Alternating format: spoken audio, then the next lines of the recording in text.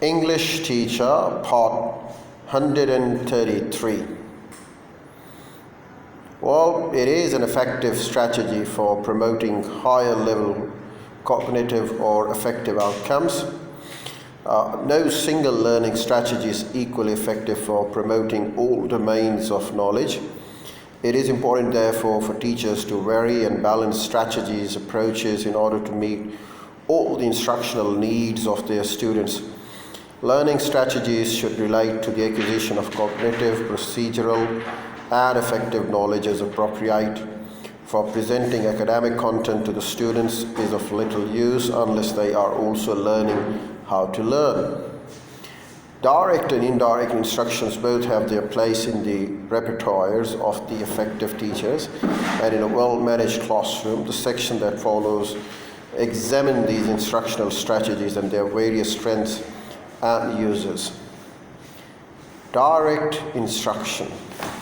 Well, the direct instruction can draw on largely teacher-centered strategies that are particularly effective for presenting declarative information in step-by-step way through lecture, illustrated with example and often reinforced by visual materials and handouts, explanations, provisions of the guided practice through oral drills, written seat work. Direct instructions can be used just as effectively to promote the procedural learning through systematic and small step success oriented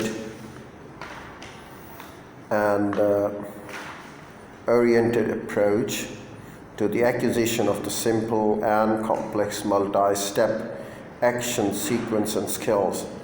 They are of the high rate of active learner participation and careful checks for underlying careful checks for understanding. Direct instruction strategies are indispensable for helping students. Well, our figure also shows chief components of the direct instructions. We've got our pie for it, and it's a pie diagram that we've got for you. And this pie diagram has got application for the direct instructions. And what are those applications? They are lecture, workbooks, assigned questions, program learning, print materials, practice and drill, audio tape recordings, video tape recordings, close procedures, research reports, guest speakers, tutorials, handouts, movies, so multimedia could be used there on the screen. Projectors are there, the digital boards, whiteboards, the chalkboards, they all perform as great resources for any of the applications of the direct instructions.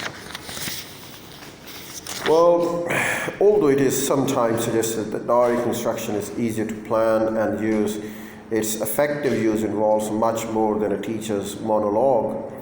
It requires careful planning, the selection of suitable content, and the integration of other strategies.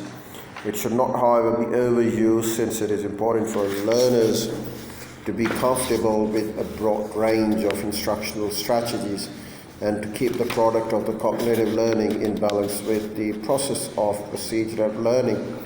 Some of the most common direct instructional strategies are surveyed below. Let's talk about a lecture.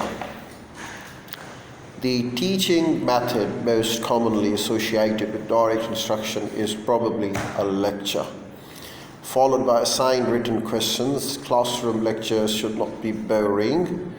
Full period monologues. Make your lecture sessions as stimulating and challenging as you can. For maintaining a high interest level, pay individuals in students the dividend in students' learning as given in our example. Well, a good lecture is like a good speech. The speaker must catch students' interest at the beginning, hold it during the session by delivering pertinent information logically arranged, involve listeners overtly and covertly, and stop before they reach a saturation point